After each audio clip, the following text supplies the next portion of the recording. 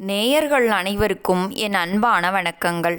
அது ஒரு வரலாற்று திரைப்படத்தின் பாடல் பதிவு நடந்து கொண்டிருந்த நேரம். டி.எம். சௌந்தரராஜன் அவர்கள் அப்போது புகழின் உச்சத்தில் இருந்ததால் பாடகர்களுக்கான சம்பள விஷயத்திலும் பாடல் பாடும் முறையிலும் சில நிபந்தனைகளை விதித்து வந்தார். ஒரு குறிப்பிட்ட பாடலை தான் பாடும்போது, நான் பாடினால்தான் இந்த பாட்டுக்கு ஹிட்டாகும் என்று, என் குரல் இல்லை என்றால் இந்த வரிகளுக்கு மதிப்பே இல்லை என்ற தோணியில் டி.எம்.எஸ். அவர்கள் படக்குழுவினரிடம் பேசியதாக ஒரு தகவல் வெளியாகியுள்ளது. அது கவிஞர் கண்ணதாசனின் காதுகளுக்கு செல்கிறது. இதை கேட்டதும் கண்ணதாசனுக்கு கடுமையான கோபம் ஏற்பட்டது. தன் தமிழ் வரிகளை விட ஒரு பாடகனின் குரல் உயர்ந்து விட்டதா என்று கலைஞனுக்கே உரிய ஆக்ரோஷம் கவிஞருக்குள் வெடித்தது. ஆனால் கவிஞர் டி.எம்.எஸ்.ஐ நேரில் கூப்பிட்டு சண்டை போடவில்லை. மாறாக அடுத்த சில நாட்களில் திருவிளையாடல் திரைப்படத்திற்காக ஒரு முக்கியமான பாடல் எழுதும் வாய்ப்பு கவிஞருக்கு வருகிறது. அது நக்கீரன் மற்றும் சிவபெருமானுக்கு இடையே நடக்கும் வாக்குவாதம் மற்றும் தருமி என்ற புலவனின் புலம்பல் காட்சி. இந்த சூழலை தான் தன் நண்பன் டி.எம்.எஸ்.க்கு புக்தி புகட்டுவதற்காக ஆகச்சிறந்த வாய்ப்பாக பயன்படுத்தி கொண்டார்.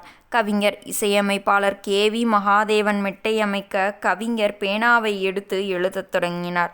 அப்படி அவர் எழுதிய பாடல்தான் பாட்டும் நானே பாவமும் நானே பாடும் முனை நான் பாட வைத்தேனே என்ற உலகப்புகழ் பெற்ற பாடல். டி.எம்.எஸ். பாடுவதற்காக ஸ்டுடியோவிற்குள் வந்து அந்த வரிகளை பார்த்து அதிர்ந்து போனார். தன் நண்பன் கண்ணதாசன் தனக்குத்தான் இந்த வரிகள் மூலம் புத்தி புகட்டுகிறார் என்பதை உணர்ந்து அவரோட கண்கள் கலங்கின. பாடல் பதிவை முடித்துவிட்டு வெளியே வந்த டி.எம்.எஸ். நேராக கண்ணதாசனிடம் சென்று, கவிஞரே, உங்கள் தமிழ் வரிகளுக்கு முன்னால் என் குரல் வெறும் தூசிதான், என்னை மன்னித்து விடுங்கள் என்று மன்னிப்பும் கேட்டுள்ளார் என்று கவிஞரின் கைகளை பிடித்து கொண்டு நெகிழ்ந்து கூறினார்.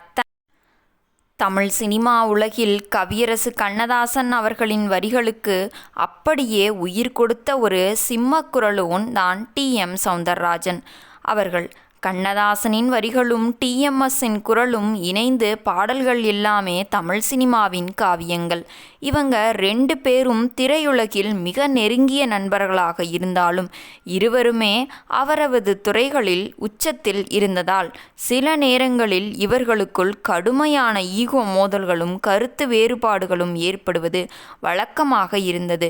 அப்படித்தான் இதை டி.எம். சௌந்தரராஜன் அவர்களும் கண்ணதாசனுக்கும் இடையே பெரிய மாபெரும் சண்டை வந்ததற்கு காரணம் இந்த சம்பவம்தான். நேயர்களே, இந்த வீடியோ பிடித்திருந்தால் வீடியோவிற்கு ஒரு லைக் கொடுத்துவிட்டு நமது சேனலையும் சப்ஸ்கிரைப் செய்து கொள்ளுங்கள். மீண்டும் நாளை சந்திப்போம். நன்றி, வணக்கம்.